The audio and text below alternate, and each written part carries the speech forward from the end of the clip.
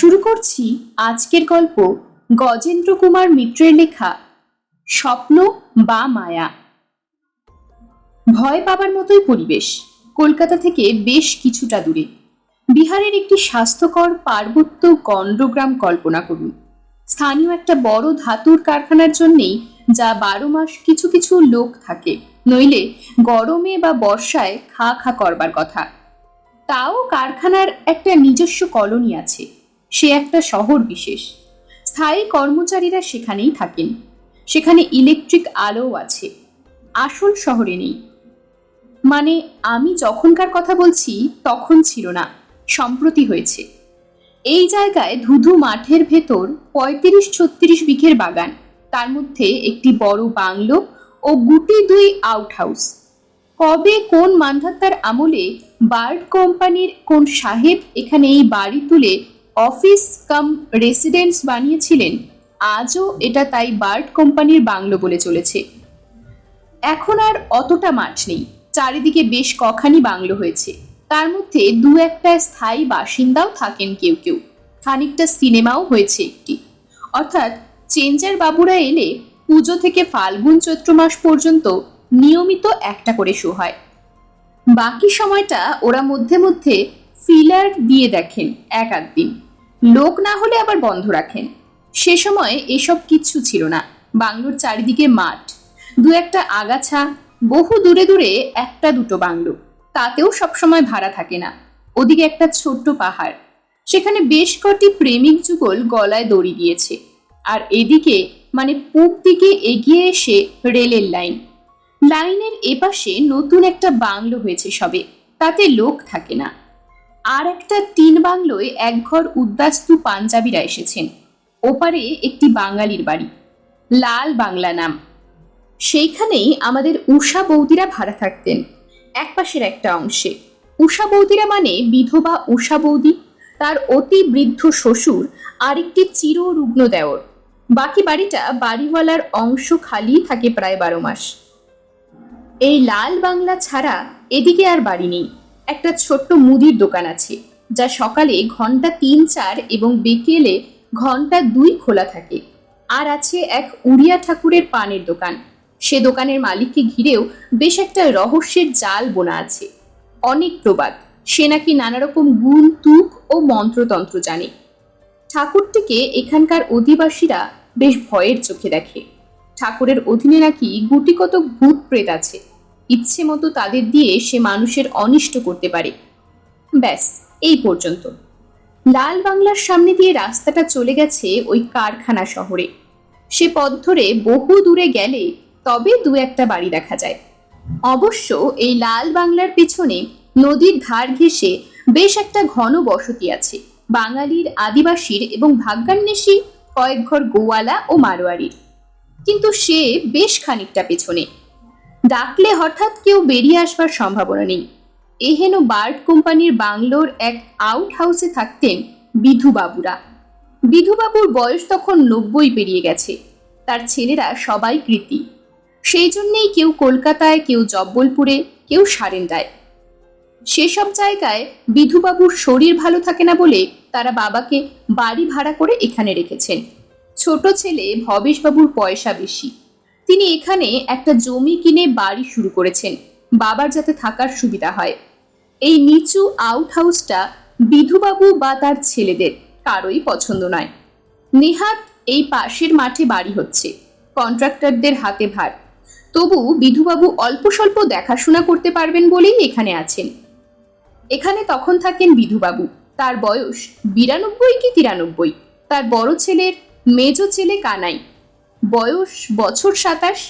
তার সদ্য বিবাহিতা স্ত্রী, বয়স 18-19।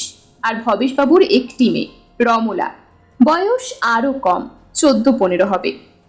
আর থাকে একটি বাঙালি চাকর, সেও খুব প্রবীণ নয়, বয়স 25 থেকে 30-এর মধ্যে। ঘটনাটা যেদিনের, সেদিনই সকালের গাড়িতে কানাই কলকাতা গেছে। পরের দিন তার একটা ইন্টারভিউ, সে ইঞ্জিনিয়ারিং পাশ করে বসে আছে, বিলাত যাবার ইচ্ছে।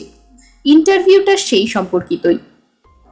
কাজ শেষ করে রাত্রেই বাড়িতে ফিরবে। একটা দিন চাকর রাখাল রইল, বিধুবাবু রইলেন। চালিয়ে নিতে পারবে না?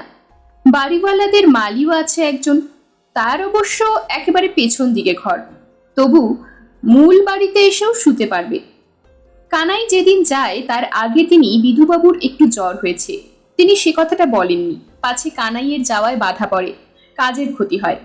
সামান্য সর্দি জ্বর ও আপনিই ভালো হবে। কানাই বাড়ি থেকে বেরিয়েছে ভোর 6টারও আগে। মেল ট্রেন ধরে চলে যাবে। তখনও মেল ট্রেন ওখানে ধরত। সকাল 7টায় নাতবউ কণা দাদা শ্বশুরের চা এনে ডাকতে গিয়ে দেখল তিনি কেমন অসহায়ভাবে চেয়ে আছেন। তার দু চোখ দিয়ে জল পড়ছে, কিন্তু কথা কইতে পারছেন না, উঠতে তো পারছেনই না। কণা ভয় পেয়ে রমলাকে ডাকল। দুজনে কোনো মতে ধরে ওঠাতে গেল, কিন্তু বৃদ্ধের দেহে নিজস্ব আর কোনো শক্তি নেই, ভারী হয়ে উঠেছে, অগত্যা শুইয়ে দিতে হলো। ওরা দুজনেই যথেষ্ট ভয় পেয়ে গেল। রাখালকে পাঠালো ডাক্তারের কাছে। রমলা ছুটে এসে উষা বৌদিকে খবর দিল, কাকিমা শিগগির একবার আসুন, দাদু কেমন করছেন। উষা বৌদিরও শ্বশুরের দায়িত্ব। 80 কবেই পার করেছেন ভদ্রলোক। দেওরটি বয়সে না হোক, অসুখে আরো অথর্ব।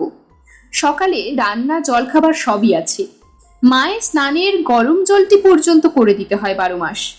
বৌদি সেই কথাই বললেন, কেমন করে যাই মা বল, এদেরকে একটু গুছিয়ে না দিয়ে। আর আমি তো ডাক্তার নই, আমি গিয়েই বা কি বুঝবো। যাই হোক, তুই যা, আমি একটু পরে যাচ্ছি। উষা বৌদির শ্বশুর কামিনী বাবুই ব্যস্ত হয়ে উঠলেন, বললেন, না বৌমা, আমাদের চাটা করে দিয়েই তুমি চলে যাও। দুটো ছেলে মানুষ মেয়ে শুধু বাড়িতে, একজনের যাওয়া অবশ্যই দরকার। ফিরে এসে দুটো ভাতে ভাত ফুটিয়ে দিতে পারো তো ভালো, নইলে ঘরে চিড়ে আছে, দুধ আছে, আমরা বেশ খেয়ে নিতে পারবো। তুমি যাও। উষা বৌদিও সেটা বুঝলেন। মানুষের এমন বিপদে গিয়ে দাঁড়াতে না পারলে মানুষ কিসের। তিনি চা জলখাবারই তৈরি করছিলেন। ওদের খাইয়ে নিজেও 1 কাপ চা খেয়ে রওনা হয়ে গেলেন।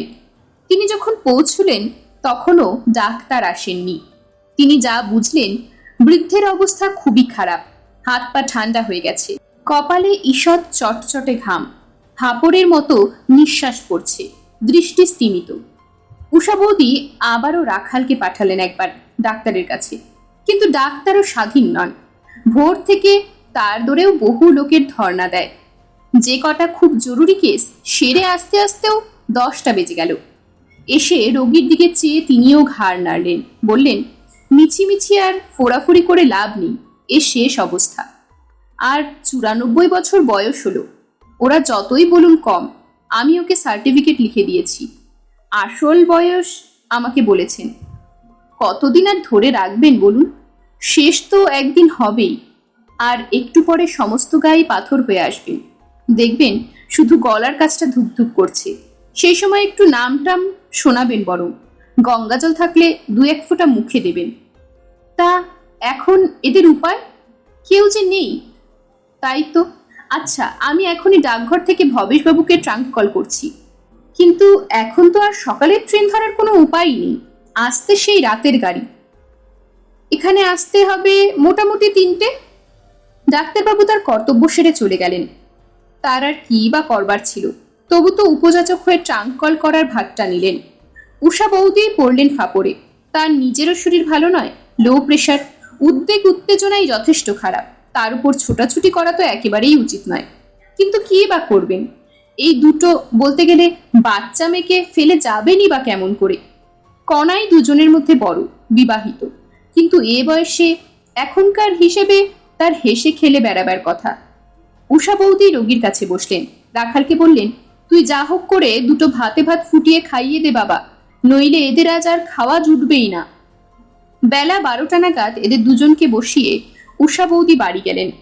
তারও বাড়িতে বৃদ্ধ আর রোগী, সে কর্তব্য ও দায়িত্ব সবার আগে। তবে বাড়ি পৌঁছে দেখলেন তার শ্বশুর ও দেওর মিলে ইতিমধ্যেই আলু ভাতে দিয়ে দুটো ভাত করে নিয়েছেন। বৌদি স্নান সেরে তাদের খেতে দিয়ে নিজেও 2টি ভাত মুখে দিয়ে ঘন্টা খানেকের মধ্যেই ফিরে এলেন। কিন্তু ততক্ষণে বৃদ্ধ মারা গিয়েছেন। রমলা বলল, বোধহয় এখনো 5 মিনিটও হয়নি, গলার কাছটায় ধুকধুক করছিল, এখন তো আর করছে না। তাতেই বুঝতে পারলুম শেষ হয়ে গেল। তবু রাখালটাকে ওরা পাঠিয়েছিল ডাক্তারের কাছে, তিনিও এসে পড়লেন। হেঁট হয়ে মিনিট খানেক দেখেই চাদরটা টেনে মুখ চাপা দিয়ে দিলেন, আর কিছু বললেন না। বলার দরকারও রইল না।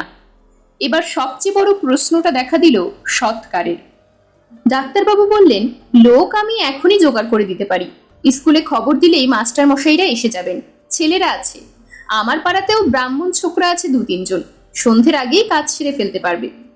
উষা বৌদি বললেন, কিন্তু যার 3 ছেলে 7 নাতি বিদ্যমান, সে আপনার লোকের আগুন পাবে না? এ কখনো হয়? আপনি তো খবর দিয়েছেন, ওরা কেউ আসুক না। কিন্তু কি যে আপনারা বলেন সব, বাসি মরা নাকি হবে না? রাত পোহালে হবে। ভবেশবাবু কি কানাইরা যদি 3টের মধ্যে এসে যায় আর তখনই নিয়ে যাওয়া হয়, তাহলে আর সে প্রশ্ন উঠবে না।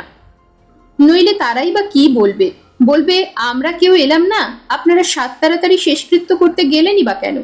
আর সত্যি, পুরুষ একজনও নেই, 2টো খুকি মেয়ে, তারা কি জানে কি বা করতে পারে। তবে সেই কথাই থাক, আমি হেডমাস্টার মশাইকে বলে রাখছি।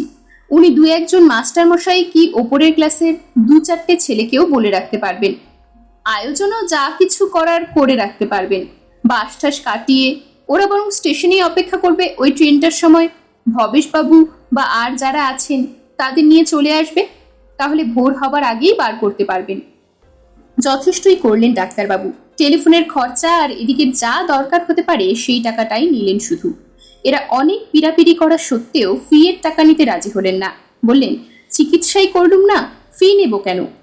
এছাড়া তিনি আর বেশি কি বা করতে পারেন? এখন থেকে সেই রাত 3টে অবধি যে অস্বস্তিকর প্রতীক্ষা, তার সাথী কই?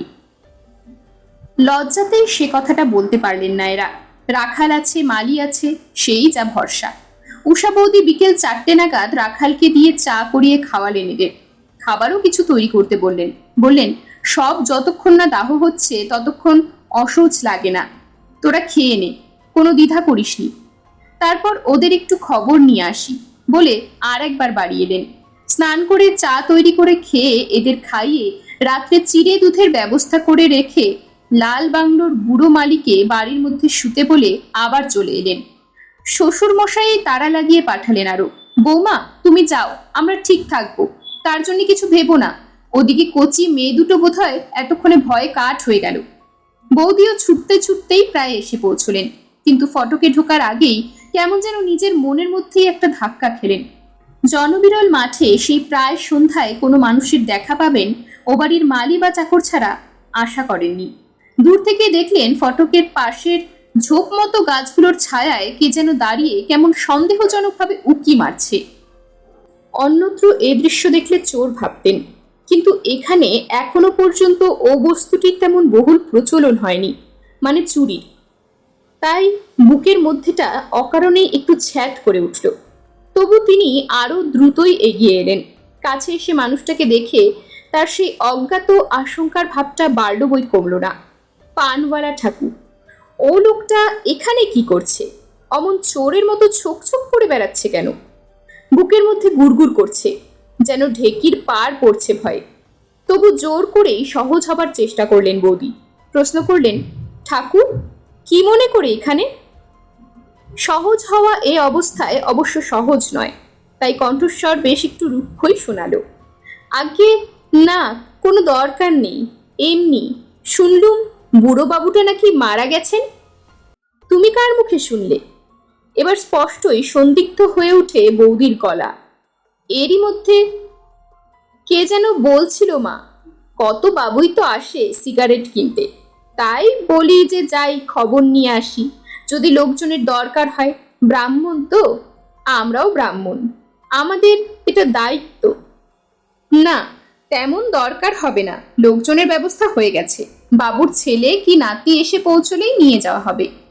আর কোনো কথার অবকাশ না দিয়ে উষা বৌদি ঠাকুরের মুখের উপরেই কপাটটা বন্ধ করে ভেতরে চলে গেলেন। তখনও দিনের আলো বেশ আছে, তবু দেখা গেল কণা এরই মধ্যে হেরিকেন জেলে ঘরে ঘরে আলোর ব্যবস্থা করে ফেলেছে। বৌদিকে দেখে ওরা মনে বল পেল, কিন্তু তিনি কাকে দেখে পান? বিশেষ করে সন্ধ্যা যত গভীর হয়ে আসতে লাগলো, বাগানের দৈত্যদানুর মতো বড় বড় গাছগুলোর ছায়ায় অন্ধকার যত জমাট বাঁধতে লাগলো, আকাশের গা থেকে দিনের শেষ চিহ্নটুকু মুছে গিয়ে একে একে তারার চুমকি ফুটে উঠল, ততই লো প্রেশারের রোগী উষা বৌদির বুকের বল ও মনের জোর কমে আসতে লাগলো। বুকের মধ্যে যেন ঢেকির পাড় পড়ছে তার। ফলে মৃতের বাড়ি, কিছু খাবেন না। মনে মনে এমনই একটা অস্পষ্ট সংকল্প থাকা সত্ত্বেও রাত 8টা নাগাদ রাখালকে দিয়ে 1 কাপ চা করিয়ে খেলেন। অবশ্য এদের বিস্তর অনুরোধ সত্ত্বেও আর কিছু খেতে রাজি হলেন না। ওরাও সন্ধ্যার আগেই যা একটু খেয়ে নিয়েছিল চায়ের সঙ্গে, আর কিছু খেলো না। এবার শোবার পালা। মেয়েরা ঠিক করেছিল জেগেই বসে থাকবে রাতটা, যতক্ষণ না পুরুষরা আসে।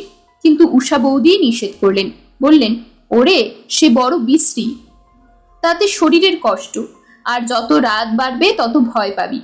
এই জঙ্গল চারিদিকে, এমনিই তো ভয় করে। তার চেয়ে যা হোক একটা কিছু পাত এখানে, একসঙ্গেই সকলে শুয়ে পড়ি। রাখাল বরং পাশের ঘরে শুক, আর মালিটা যদি বারান্দায় শোয়, একটু বলে দেয়। কণা ভয় ভয় বলল, কাকিমা, আমরা যদি সবাই পাশের ঘরেই শুই, এটা বন্ধ করে রেখে? না রে, তা উচিত হবে না। এমনিতেই বলে নিয়ম, একজন মরা ছুঁয়ে বসে থাকে, তা তো হলোই না। একেবারে ঘর খালি রাখা ঠিক হবে না, এ ঘরে কারো থাকা দরকার। সেই মতোই ব্যবস্থা হলো। তবে সে এদের মালি ঝেড়ে জবাব দিল, আমি ওখানে গিয়ে শুতে পারবো না, আমি আমার ঘরেই থাকবো। কোনো দরকার পড়লে ডাকবেন। বাবুরা এত বড় বাড়িটার ভার আমার হাতে ছেড়ে দিয়েছেন, আমি কি করে ওখানে যাই বলুন? রাখালের সে অজুহাত নেই, সে পাংশু মুখে ঘাড় নাড়ল। বিছানাও একটা পাতলো পাশের ঘরে, কিন্তু পরে জানা গিয়েছিল সেখানে সে শোয়নি। এরা শুয়ে পড়তে নিঃশব্দে উঠে গিয়ে মালির ঘরে তার সঙ্গে শুয়েছিল। এরা মাঝের দরজাটা অর্থাৎ রাখালের দিকেরটা খুলে রেখে বাইরেরটা বন্ধ করে শুয়ে পড়লেন। নানা রকম মুখরোচক প্রসঙ্গ আলোচনা হলেও না হয় জেগে থাকা যায়, কিন্তু মৃতদেহ সামনে রেখে হালকা কোনো প্রসঙ্গ তোলা ভালো দেখায় না। দু একটা প্রাসঙ্গিক কথা মাত্র উঠল, তাও আস্তে আস্তে চাপা গলায়। তেমন কথা কিছু অফুরন্তও নয়। ক্রমে সকলেই চুপ করে গেল একসময়। মেয়ে দুটো ঘুমিয়েই পড়ল, শেষে বৌদিও। ভবেশবাবুকে নেবার জন্যে এবং মৃত্যুর খবরটা দেবার জন্যে ডাক্তারবাবু যখন ফোন করেছেন, তখন অবস্থা খারাপ। তখনও মারা যাননি, সেই খবরই দেওয়া হয়েছিল।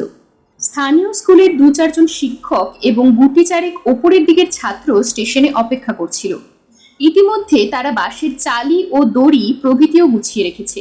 ভবেশবাবু প্রথমটা খুবই আঘাত পেলেন, কিন্তু তখন আর দুঃখ করারও সময় নেই।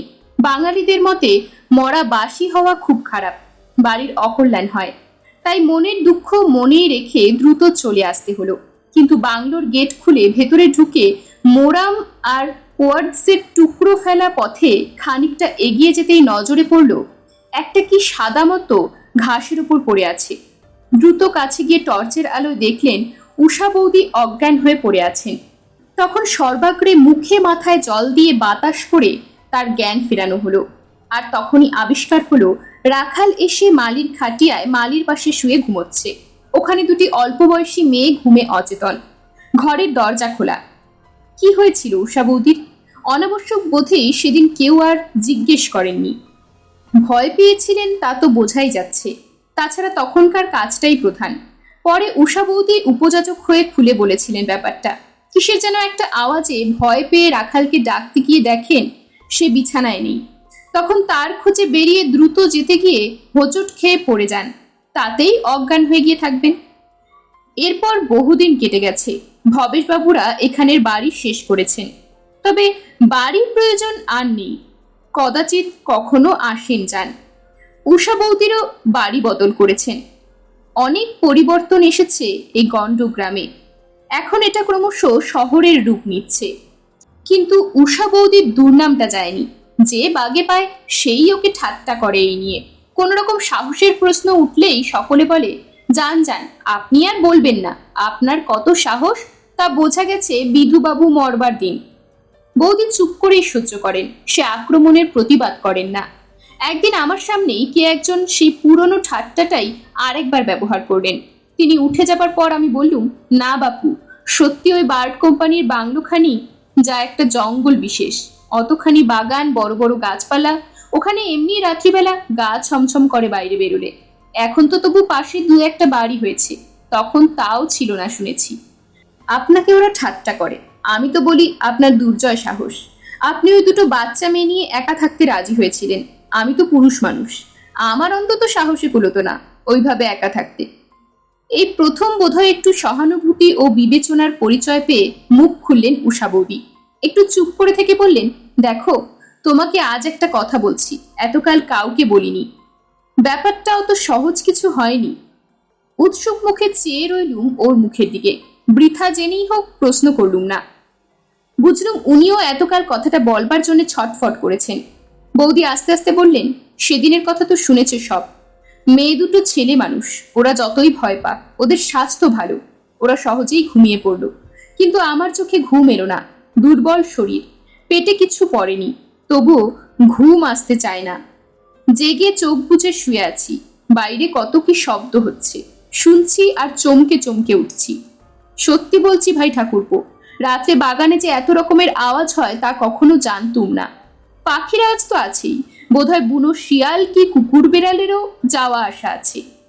শুকনো পাতার ওপর দিয়ে যারা চলে গেলে সরসর আওয়াজ হয় তাদের কথা বলবো না এই সন্ধেবেলা।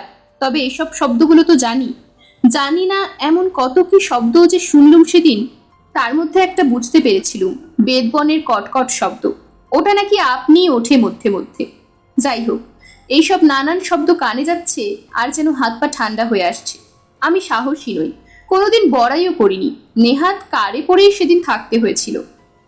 একবার তখন মনে হচ্ছে ছোট দুটোকে ডেকে তুলি। তিনজনে খানিকটা হাউ হাউ করে শব্দ করলেও বোধহয় মনে জোর পাই। নেহাত লজ্জাতেই ডাকতে পারছিলুম না। এইভাবেই কাঠ হয়ে পড়ে আছি। এমন সময় এমন একটা শব্দ কানে এলো যা বাইরেকার কোনো শব্দ নয়, ঘরের ভেতরকারই। আমার মনে হলো ওই তক্তপোষটাই মচমচ করে উঠল। পুরনো তক্তপোষ, নড়লে মচমচ শব্দ হবেই, কিন্তু নড়বে কেন? খুব সামান্য শব্দ হয়ে মিলিয়ে গেল, কিন্তু স্পষ্ট যে তাতে সন্দেহ নেই। অথচ আমারও এমন অবস্থা নয় যে একবার মাথাটা তুলে দেখব। তখন মনে হচ্ছে যে ভয়ে যদি অজ্ঞান হয়ে যেতুম তো ভালো হতো। অজানা অস্পষ্ট ভয়ের এ যন্ত্রণা সইতে হতো না। মিনিট 5-7 বাদ সবে বুকের তোলপাড় ভাবটা একটু কমেছে। আবারও সেই রকম শব্দ, এবার আরো স্পষ্ট। কে যেন আস্তে আস্তে সন্তর্পণে তক্তপোষটায় উঠে বসেছে। এ বাড়িতে এর আগেও অনেকবার এসেছি। বুড়ো ওই চৌকিটাতেই শুয়ে থাকতেন বা বসে থাকতেন। নড়লে চড়লেই এমনই শব্দ হয় বারবার। তবে তাই বলে আজ নড়বে কেন? কেন যে তাও দেখার শক্তি নেই। পাথর হয়ে গেছে হাত পা। বুকের মধ্যে এতক্ষণ যে ঢেকির পার পড়ছিল তাও যেন থেমে এসেছে। নিঃশ্বাস নিতে পারছি না, এমনই কষ্ট।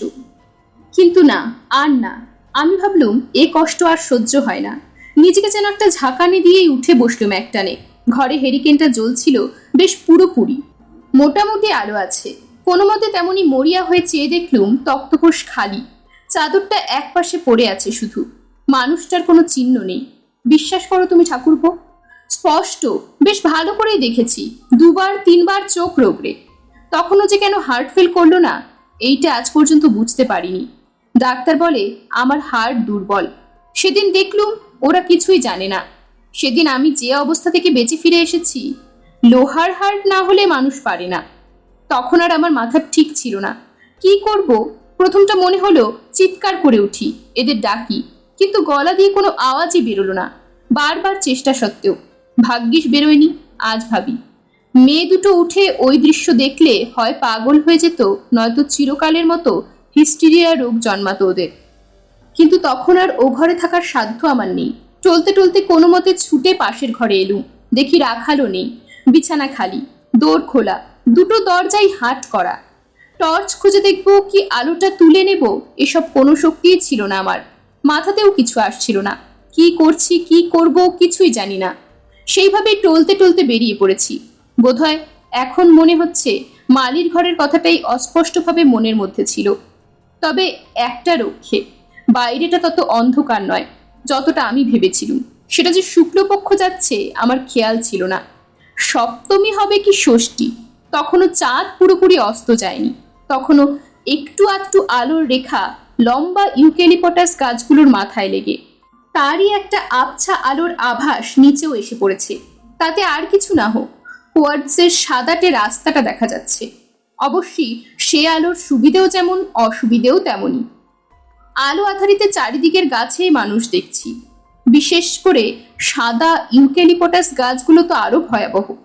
তার উপর যেমন বাইরে পা দিয়েছি, কোথা থেকে এক ঝলক বাতাস উঠল। চারিদিকের গাছগুলো যেন একসঙ্গে ফিসফিস করে কি যেন বলে উঠল, যেন সাবধান করে দিতে চাইলো আমাকে। আর বলো না ভাই, সেই মুহূর্তে আমার মনে হলো যে হাওয়া নয়, কারো একটা নিঃশ্বাসই বয়ে গেল, অশরীরী কোনো আত্মার। তখন আর আসার কোনো হুঁশই নেই, দিক বিদিক জ্ঞান শূন্য হয়েই ছুটেছি। এখন ঠিক বলতে পারছি না, তবে মনে হয় ফটকের দিকেই ছুটছিলুম, হয়তো মালিকে ডেকে তুলবো বলেই। কিন্তু খানিক দূর গিয়েই মনে হলো পথের ওপরেই একটা মানুষ দাঁড়িয়ে, আমার দিকে পেছন ফেরা, ফটকের দিকে মুখ, সেও যেন ওই ফটকের দিকেই চলেছে। প্রথমটা মনে হয়েছিল চোর, সে ওই এক লহমার জন্যই, যেন একটু ভরসাও হয়েছিল সেই কারণে। কিন্তু তারপরেই মনে হলো এখানের চোর তো এরকম ফর্সা জামা কাপড় পরা হবে না। আর সঙ্গে সঙ্গে মনে হলো এই ধুতি, এই গেঞ্জি, এই চলার ধরনটাও যেন আমার বিশেষ পরিচিত, ওই বৃদ্ধের মতোই। আর আমি থাকতে পারলুম না। লোকে বলে মরিয়ার সাহস, আমারও বোধহয় সেরকম একটা কিছু হয়ে থাকবে। খুব চেঁচাবার চেষ্টা করলুম, তেমন গলার আওয়াজ বেরোলো না, তবু শব্দ একটা হলো। বলে উঠলুম, দাঁড়ান। সঙ্গে সঙ্গে এতক্ষণ পরে মনে পড়ল ইষ্টমন্ত্রের কথা। গুরুদেব বলেছিলেন, বিপদে, সংকটে, রোগে, ভয়ে সকল অবস্থাতে স্মরণ করো, সব ভয়, সব বিপদ কেটে যাবে। সে কথাটাও মনে পড়ল। মনে মনে একবার সে মন্ত্র উচ্চারণ করে নিয়ে আবারও বললুম, দাঁড়ান। আপনি যদি বেঁচে থাকেন তো আমার সঙ্গে কথা বলুন, এমন করে সকলকে মিথ্যে ভয় দেখাবেন না। আর যদি দৈহিক নিয়মে মৃতই হন, দয়া করে আপনার বিছানায় গিয়ে শুয়ে পড়ুন। আমার ইষ্ট দেবতার নাম করে বলছি, বাইরে যাবার চেষ্টা করবেন না, আমাকে ভয় দেখাবারও না। আমি মনে মনে আমার ইষ্টমন্ত্র স্মরণ করে যাচ্ছি। আমার অনিষ্ট করার সাধ্য আপনার নেই। এখন একবার মনে হয় ঠিক এতগুলো কথা গুছিয়ে সত্যি বলতে পেরেছিলুম কিনা সন্দেহ, তবে তখন ঠিকই মনে হয়েছিল যে বললুম। অন্তত আমার কথা তার কানে পৌঁছেছিল। তিনি আগেই থেমে দাঁড়িয়ে পড়েছিলেন, এবার আস্তে আস্তে ফিরলেন আমার দিকে। দেখার কোনো অসুবিধে হলো না। ঠিক সেখানটায় কি এক বিচিত্র কারণে খানিকটা আলো এসে পড়েছিল গাছের ফাঁক দিয়ে। সত্যি বলছি ঠাকুরপো, তুমি বিশ্বাস করো, এমন ভয়ঙ্কর মূর্তি আর কখনো দেখিনি, কল্পনাও করতে পারি না। বিধুবাবু ঠিকই, কিন্তু সেই সৌম্য শান্ত বৃদ্ধ ভদ্রলোকটি কোথায়? বিধুবাবুর সামনের কটা দাঁত তখনও ছিল, দাঁতগুলো একটু বড় বড়। এখন দেখলাম ওপর নিচের ঠোঁটগুলো কেমন যেন গুটিয়ে ছোট হয়ে গিয়ে দাঁতগুলো বিভৎসভাবে বেরিয়ে পড়েছে। ছেলেবেলার এক ডাক্তারখানায় কঙ্কাল দেখেছিলুম, সেই রকম দাঁত বার করা মনে হলো। আর সঙ্গে সঙ্গে চোখ দুটো বিস্ফারিত স্থির। যে কোটরগত চোখের সঙ্গে আমাদের পরিচয় ছিল, সে চোখ এ চোখ নয়, এ কোনো মানুষের দৃষ্টিও নয়। ঠিক সেই মুহূর্তেই মনে হলো যেন ফটকের বাইরে কে হেসে উঠল একটু, কৌতুকের কি ব্যঙ্গের তা জানি না, শুধু এইটুকুই মনে আছে, হাসিটা যেন কেমন কেমন, কতকটা অপ্রাকৃত গোছের। আমার বাসার সামনে যে পানের দোকানটা ছিল, তার মালিককে যেন ওই রকম ভাবে হেসে উঠতে শুনেছি, তার আগেও তার পরেও কয়েকবার। যতবারই শুনেছি বুকের মধ্যেটা যেন আতঙ্কে ছ্যাঁত করে উঠেছে। আর আমি সামলাতে পারলুম না নিজেকে। ইষ্টমন্ত্র জপ করতে গেলুম বেশ চেঁচিয়ে, কিন্তু কোনো শব্দই আর গলা দিয়ে বেরোলো না। সব একাকার ঝাপসা হয়ে গেল চোখের সামনে। তারপর আর কিচ্ছু মনে নেই। একেবারে যখন জ্ঞান হলো, দেখলুম ভবেশ ঠাকুরপো, সত্যবাবু, শক্তিশ, সবাই মুখের উপর ঝুঁকে রয়েছেন উদ্বিগ্ন হয়ে। এই পর্যন্ত বলে চুপ করলেন উষা বৌদি। দেখলুম তার মুখে তখনও এতদিন পরেও একটা গভীর আতঙ্কের ছায়া। আমি বললুম, আসলে ভয়ই পেয়েছিলেন খুব, ঘুম হয়নি তো? এটা ওটা নানা শব্দে নানা রকম ভয়াবহ ব্যাপার কল্পনা করেছেন, তাই থেকেই ওই অবস্থা হয়েছে, হ্যালুসিনেশন দেখেছেন। উষা বৌদি প্রবল কোনো প্রতিবাদ করলেন না, বরং সাই দিলেন যেন। বললেন, তাই হয়তো হবে, কিন্তু একটা সমস্যার কোনো মীমাংসা আজ পর্যন্ত খুঁজে পাইনি, কাউকে বলিও নি অবশ্য এতদিন। আজ তোমাকে বলছি। যখন জ্ঞান হলো, ওদের সঙ্গেই এসে ভেতরে ঢুকলুম। তখনও ঠিক ও ঘরে ঢুকতে দেননি ওরা, কিন্তু বিছানা থেকে নামাবার সময় আমি ঘরে গিয়েছিলুম। কি দেখলুম জানো? দেখলুম বৃদ্ধ এমনই পড়ে আছেন, গায়ের উপর সে চাদরটা নেই। আমি যাওয়ার আগে যেমন দেখে গেছি সেইভাবেই এক পাশে পড়া, ঠিক যেমন কেউ গা থেকে সরিয়ে উঠে গেলে যেমন হয় তেমনই। আর ডাক্তারবাবু যখন চাদরটা টেনে ঢেকে রেখে যান, চোখটা একটুখানি আধ খোলা ছিল, মুখও প্রায় বোজা। এখন দেখলুম সেই যেমন কটকের কাছে আবছা আলোতে দেখেছিলুম, ঠেলে বেরিয়ে আসা দৃষ্টি, আর ঠোঁটগুলো কেমন যেন গুটিয়ে গিয়ে বড় বড় দাঁত খিচুনোর ভঙ্গিতে বেরিয়ে আছে কঙ্কালের মতো। ঠিক তেমন। ভুল দেখিনি, কারণ পরে ওটা নিয়ে সেদিন সে সময় ঘরে যারা ছিল তারা আলোচনা করেছে। সেদিনও সত্য মাস্টার মশাই বলেছিলেন ওইরকম ঠোঁট গুটিয়ে যাওয়া নাকি তিনি আর কখনো দেখেননি। কনারা ছেলে মানুষ, আর তখন কারুরই মাথার ঠিক নেই। অতগুলো লোক হঠাৎ এসে পড়েছে। কাঁচা ঘুম ভেঙে আমার ওই খবর শুনেছে। এতক্ষণ ওরা খোলা ঘরে একা শুয়েছিল সে ভয় তো আছেই। তখন ঘটনাটা অতীতে পরিণত হয়েছে ঠিকই, অনিষ্ট কারোর কিছু হয়নি এও ঠিক, তবু এত লোকের মধ্যেও যে ভয় পেয়ে বসবে এও স্বাভাবিক। কেউই তাই লক্ষ্য করেনি চাদরের ব্যাপারটা, নইলে ওরাও সাংঘাতিক ভয় পেত। আমিও আর মনে করিয়ে দিইনি, দিলে এরপরে আর ও বাড়িতে রাত্রে কেউ থাকতে চাইতো না। এখন এর কি জবাব দেবে দাও এই দুটো ব্যাপারে? জবাব আমি কিছুই দিতে পারিনি, সেদিনও না, তারপরেও না। এরকমই আরো সব গল্প পেতে চ্যানেলটিকে সাবস্ক্রাইব করে দেবেন, আর গল্পটি যদি ভালো লেগে থাকে তাহলে লাইক, শেয়ার আর কমেন্ট করে দেবেন।